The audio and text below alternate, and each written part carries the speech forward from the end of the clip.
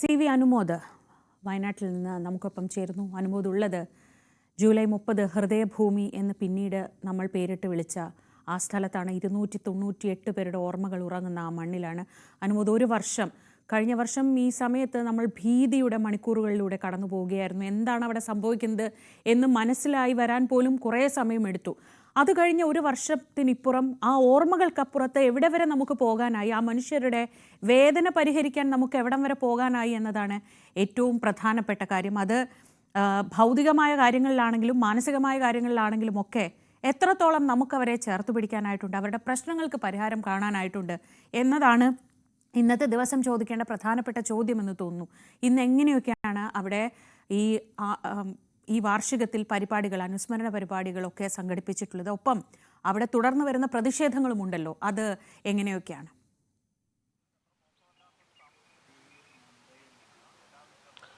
Good morning Sreeja. ഈ മണ്ണിൽ ഉറങ്ങിക്കിടക്കുന്ന അറിയുന്നതും അറിയാത്തവരുമായ ആ ദുരന്തത്തിലിരകളായവർക്ക് അന്ത്യാഞ്ജലി അർപ്പിച്ച് നമുക്ക് പറഞ്ഞു തുടങ്ങാം. ഇവിടെ 266 പേരാണ് ഉറങ്ങിക്കിടക്കുന്നത്. അതിൽ പലരെയും നമുക്ക് പേരെടുത്ത് കാണാൻ സാധിക്കും, അവരുടെ പേരൊക്കെ കാണാൻ സാധിക്കും. മറ്റു പലരുടെയും പേരോ അവരാരാണെന്നോ അറിയാതെ അവരും ഇവർക്കൊപ്പം ഇവിടെ നിദ്രയിലാണ്. സത്യത്തിൽ ഈ ഒരു ശ്മശാന ഭൂമിക്ക്, അല്ലെങ്കിൽ ഈ ഒരു ശ്മശാന ഭൂമിക്ക് ഹൃദയഭൂമി എന്ന പേരിട്ടത് അക്ഷരാർത്ഥത്തിൽ ഈ ഒരു നാട് ഈ ഒരു ദുരന്തത്തിലിരകളായവർക്ക് നൽകുന്ന വലിയ ഒരു ആദരമാണ്. കാരണം അവരുടെയൊക്കെ ഹൃദയമാണ് ഇവിടെ തുടിക്കുന്നത്. ഇവരെയൊക്കെ ഒരിക്കൽ പോലും കാണാൻ കഴിയാത്ത, അവരുടെ ഓർമ്മകൾ മാത്രം നെഞ്ചേറ്റ് ജീവിക്കുന്ന ഒരു വലിയ ജനതയ്ക്കിടയിലാണ് നമ്മളുള്ളതിപ്പോൾ. ഒരു വർഷത്തിനിപ്പുറം നമ്മൾ ഓരോ തവണയും വയനാട്ടിലേക്ക് എത്തുമ്പോൾ ഇതുമായി ബന്ധപ്പെട്ട ആളുകളെ കാണുകയും അവരുടെ സാഹചര്യങ്ങൾ ചോദിക്കുകയും ചെയ്യുന്നു, അവർക്കൊപ്പം നിൽക്കുന്നു, അവർക്ക് ആശ്വാസം നൽകുന്നു, ഒക്കെ ചെയ്യുന്നുണ്ട്.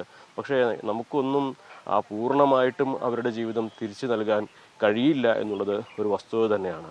ഓരോ ഘട്ടത്തിലും സർക്കാരിൻ്റെ ഇടപെടലൊക്കെ പല തരത്തിലുള്ള മാറ്റങ്ങൾ അവർക്കിടയിൽ ഉണ്ടാക്കിയിട്ടുണ്ട്. പ്രത്യേകിച്ച് ഇപ്പോൾ ഉയർന്നു വന്നിരിക്കുന്ന ടൗൺഷിപ്പിൻ്റെ കാര്യത്തിൽ വലിയ പ്രതീക്ഷയാണ് എല്ലാവർക്കും. കാരണം ഒരുമിച്ച് ജീവിക്കാൻ, പ്രിയപ്പെട്ടവർക്കൊപ്പം തന്നെ ആ പ്രദേശത്ത് തന്നെ താമസിക്കാനുള്ളൊരു സാഹചര്യം ഇതുവരെ ഉണ്ടായിരുന്നതൊക്കെ ഉരുൾകൊണ്ട് പോയപ്പോൾ ഇനി 0 നിന്ന് തുടങ്ങുമ്പോൾ അതിന് സർക്കാരിൻ്റെ ഭാഗത്തു നിന്നും സമൂഹത്തിൻ്റെ വിവിധ തുറകളുടെ ഭാഗത്തു നിന്നും ഒരു പിന്തുണയുണ്ട് എന്ന ഒരു ആത്മവിശ്വാസം അവർക്ക് അത് വലുതാണ് നൽകുന്നത്.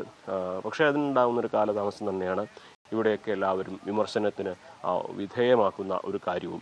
പ്രത്യേകിച്ച് ദുരന്തത്തിനിപ്പുറം ഒരു വർഷം പിന്നിടുമ്പോൾ ഒരു വീട് മാത്രമാണ്, മാതൃകാ വീട് എന്ന പേരിൽ നിർമ്മിച്ചുകൊണ്ടിരിക്കുന്ന ഒരു വീട് മാത്രമാണ് നമുക്കവിടെ കാണാൻ കഴിയുന്നത്. മറ്റു വീടുകളുടെ പണിയൊക്കെ ഈ വർഷത്തിനുള്ളിൽ, ഡിസംബർ അവസാനത്തിനുള്ളിൽ പൂർത്തീകരിക്കുമെന്നാണ് സർക്കാരിൻ്റെ ഉറപ്പുള്ളത്. അതിൻ്റെ അടിത്തറ നിർമ്മാണവും അതുപോലെയുള്ള മറ്റു നടപടികളൊക്കെ തന്നെ അവിടെ പുരോഗമിക്കുന്നുണ്ട്.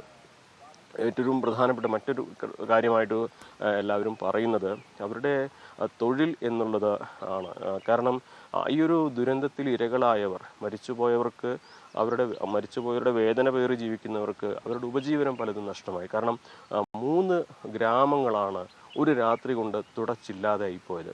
അവിടെ ഉണ്ടായിരുന്ന എണ്ണമറ്റ ജനങ്ങൾ, അവർ ആ ഗ്രാമങ്ങളിൽ അവിടുത്തെ കാപ്പിത്തോട്ടങ്ങളും അവിടുത്തെ എസ്റ്റേറ്റുകളും അവിടുത്തെ ടൗണിലെ വിവിധ ജോലികളും ഒക്കെ ചെയ്ത് ജീവിച്ചവരാണ്. അവരുടെയൊക്കെ തൊഴിൽ എന്നുള്ളത് ഇന്ന് എവിടെ എന്നറിയാത്ത ഒരു ചോദ്യചിഹ്നത്തിലാണുള്ളത്.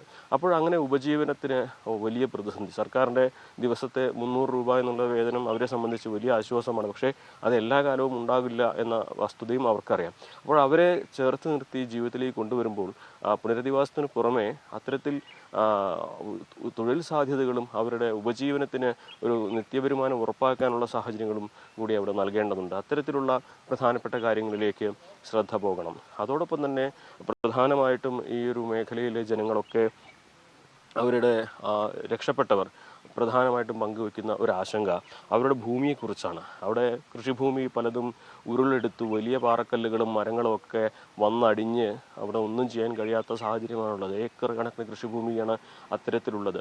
അവിടെ കൃഷി ചെയ്യാമെന്നൊക്കെ സർക്കാർ പറയുമ്പോഴും അവിടെ അവർക്ക് എത്തിപ്പെടാൻ പോലും കഴിയാത്ത ഒരു സാഹചര്യമുണ്ട്. കൃഷിഭൂമിയിലെ ആ അടിഞ്ഞിരിക്കുന്ന വലിയ പാറക്കല്ലുകളും വലിയ മരങ്ങളൊക്കെ മാറ്റാൻ അവർക്ക് കഴിയുന്നില്ല. അവിടെ അവർക്ക് കൃഷി ഇറക്കാനും കഴിയുന്നില്ല. ചുരുക്കത്തിൽ അവർക്ക് ആ നോഗോ സോണിൽ അവർക്ക് കൃഷി ചെയ്യാമെന്ന സർക്കാരിൻ്റെ വാഗ്ദാനം പൂർണ്ണമായിട്ടും അവർക്കത് ഫലപ്രദമായിട്ട് നടപ്പാക്കാൻ കഴിയുന്നില്ല എന്നുള്ളതൊരു വസ്തുത. അതോടൊപ്പം തന്നെ നമ്മൾ ചേർത്ത് പറയേണ്ട ഒന്നാണ് ആ ഒരു മേഖലയിലെ വ്യാപാരികളും അതേപോലെ അവിടെ ഉണ്ടായിരുന്ന കെട്ടിടങ്ങളുടെ ഉടമസ്ഥരുമൊക്കെ. പലരുടെയും വലിയ വരുമാന സ്രോതസ്സായിരുന്നു ആ ചൂരൽമല ടൗണിലെയും മുണ്ടക്കയിലെയും ഒക്കെ കെട്ടിടങ്ങൾ. ഒരു വലിയ നമുക്കറിയാം ഒരു ടൂറിസം കേന്ദ്രമായിരുന്നു. ഒരു ഗ്രാമത്തിലൂടെ ഒരു പുഴയ്ക്ക് കുറുകെ നടന്ന് പോയി തേയിലത്തോട്ടങ്ങൾ കണ്ട് അങ്ങനെ ഒരു ഗ്രാമീണ അന്തരീക്ഷം യഥാർത്ഥത്തിൽ ആസ്വദിക്കാൻ കഴിയുന്നൊരു നാടായിരുന്നു ചൂരൽമല. അവിടെ ഉണ്ടായിരുന്ന കെട്ടിടങ്ങളെല്ലാം തന്നെ തകർന്ന് തരിപ്പണമായി പോയി. പക്ഷേ ഇപ്പോഴും അതിൻ്റെ എല്ലാം കണക്കുകൾ, അതിൻ്റെ എല്ലാം ഉടമസ്ഥർക്ക് എത്ര രൂപ കിട്ടുമെന്നോ അവരെങ്ങനെ കൊണ്ടുപോകുമെന്നോ ഒന്നും തന്നെ ഇപ്പോഴും കൃത്യമായിട്ടില്ല. അപ്പോൾ അവരെ സംബന്ധിച്ചും ലക്ഷങ്ങൾ അവർക്ക് ഇനിയും ലഭിക്കേണ്ടതുണ്ട്. അതുപോലെ തന്നെ തുടർ ചികിത്സകൾക്കായിട്ട് സർക്കാരിൻ്റെ കയ്യിൽ നിന്ന് പണം ലഭിക്കാതെ ബുദ്ധിമുട്ടുന്നവരുണ്ട്. അങ്ങനെ വിവിധ തലങ്ങളിൽ ഈ ഒരു ദുരന്തമുണ്ടാക്കിയ ആഘാതം പരിഹരിക്കാൻ കഴിയാതെ പ്രതിസന്ധിയിലാകുന്ന അനേകം പേരെ നമ്മളവിടെ കണ്ടിട്ടുണ്ട്.